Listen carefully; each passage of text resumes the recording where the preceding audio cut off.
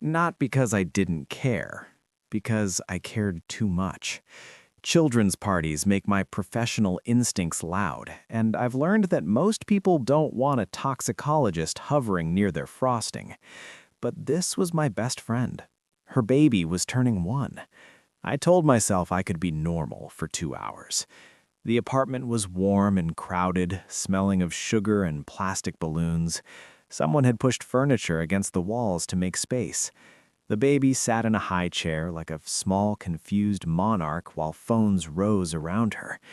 I hugged my friend, felt her relax into me, and reminding myself that I was here as a guest, not a safeguard. The cake arrived late. It always does. A rectangular thing, white frosting piped with tiny pastel flowers. My friend looked proud carrying it, as if she'd baked it herself. "My neighbor made it special," she said, already cutting slices. "She's trying to start a business." I was smiling when I smelled it. Not strongly, not enough that anyone else reacted, but wrong in a way my body recognized before my mind did.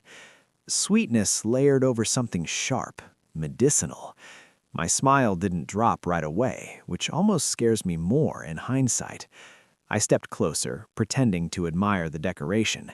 My pulse started to speed, that cold, narrowing focus I get when something doesn't fit. I told myself it could be cleaning residue, cheap ingredients, stress. I told myself I was at a birthday party. My friend held out a plate. "First slice for you," she said. "Your family." I took the plate and didn't let go of it. The smell was clearer now. Not lethal on contact, not dramatic, but enough that my chest tightened. "Did she say what she used?" I asked, keeping my voice light. She laughed. "Flour sugar. I don't know. You're not at work." That was the moment, the small one where I could have backed away, set the plate down quietly, gone home uneasy but intact. Instead, I looked at the cake again and saw what my brain had already decided. "No," I said, softer than I meant to. "Don't serve this." Her smile flickered. "What?" I put the plate down too fast. "I need you to stop, please." The room noticed us then. Conversations thinned. Someone shushed a toddler. She lowered her voice. "You're being weird." I reached out and grabbed her arm. Not hard enough to hurt, but hard enough that she froze. I hated myself for it, even as I did it. "Don't let anyone eat that," I said. "It's not safe." Silence felt like a held breath. I felt every eye on my hand, on her arm, on the cake. I let go immediately, my skin buzzing with the awareness of what I'd just done. In that moment, I didn't feel powerful.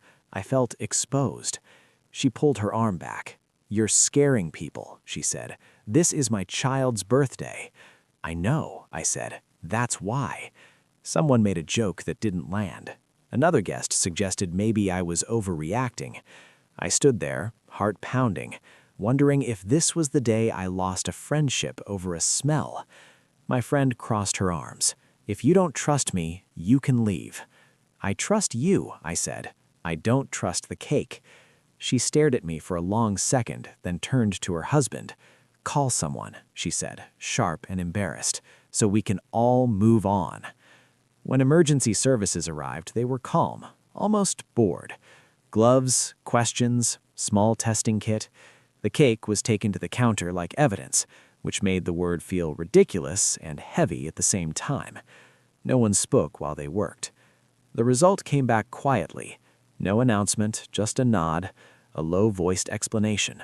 Contamination, likely accidental cleaning chemicals, improperly stored enough to cause serious harm to a child. The room exhaled all at once. Relief rushed through me so fast it made my hands shake. The party was over within minutes. People left with awkward hugs and unfinished apologies. The cake was sealed and removed. The baby slept through all of it. My friend didn't look at me while the responders packed up. When they left, the apartment felt hollow, like something essential had leaked out. "I didn't mean to grab you," I said, finally. "I know," she said. Her voice was flat. I didn't think it would be like this." Neither did I. There was nothing else to say that wouldn't sound like justification.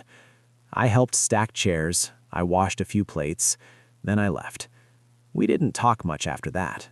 A few messages about logistics, about how lucky it was, about being glad everyone was okay. We never talked about trust or the way she'd looked at me when I raised my voice, or the way I felt when I realized being right wouldn't make me welcome. Sometimes I think about that smell, how quickly my body reacted, how slowly everything else caught up. The baby is fine. That matters most. The friendship changed shape. That matters too, even if there's no clean test for